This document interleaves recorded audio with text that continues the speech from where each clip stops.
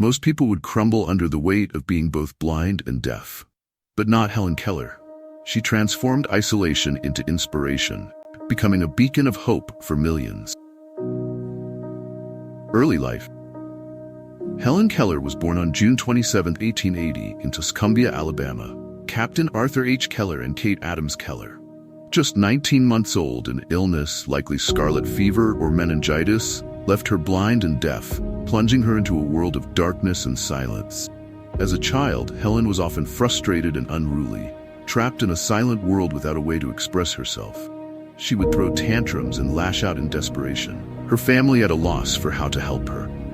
Her parents, determined to find a solution, sought advice from experts, and even took Helen to see Dr. Alexander Graham Bell, who was working with deaf children at the time. Dr. Bell's suggestion to contact the Perkins Institute for the Blind led them to Anne Sullivan, the teacher who would change Helen's life forever. Meeting Anne Sullivan. On March 3, 1887, Anne Sullivan arrived at the Keller household. Anne, partially blind herself, had graduated from Perkins and was well prepared for the challenge ahead. Her arrival marked the beginning of a remarkable transformation for Helen. Anne began teaching Helen using a method of spelling words into her hand. The breakthrough came with the word water. As cool water flowed over one hand, Anne spelled W-A-T-E-R into the other. Helen finally made the connection. This moment unlocked the world for Helen, giving her the key to language and communication. It was the first of many breakthroughs that would define their relationship. With tireless dedication, Anne taught Helen to read and write using Braille and manual alphabets.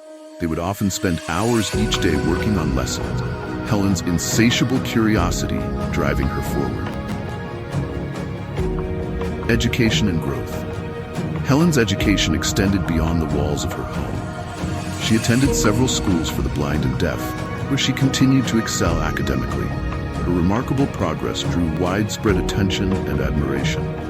In 1900, Helen entered Radcliffe College, becoming the first deaf-blind person to attend an institution of higher learning. Anne Sullivan accompanied her to every class, spelling out lectures into Helen's hand.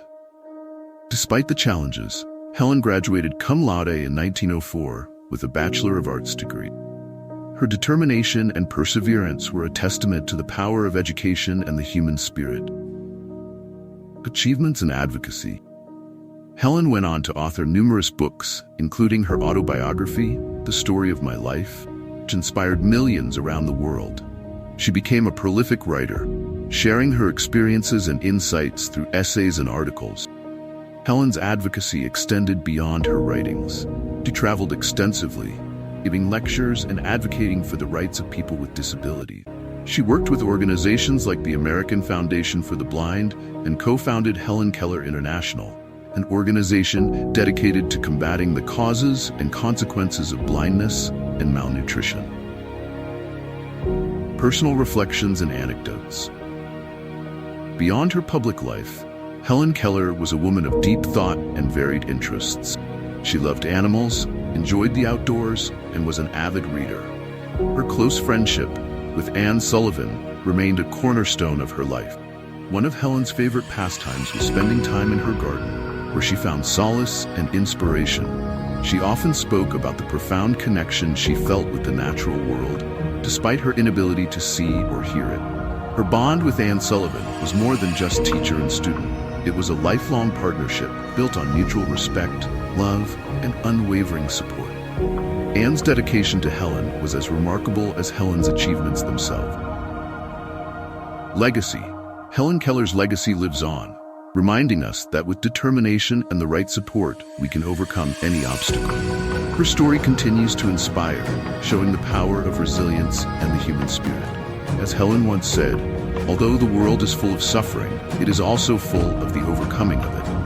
Her life is a testament to the idea that our greatest limitations can become our greatest strengths. Closing. Helen Keller, a symbol of hope and perseverance, reminds us that no matter the challenges we face, we have the strength to overcome them. Her story is a powerful reminder of the human capacity for resilience and growth. Thank you for watching.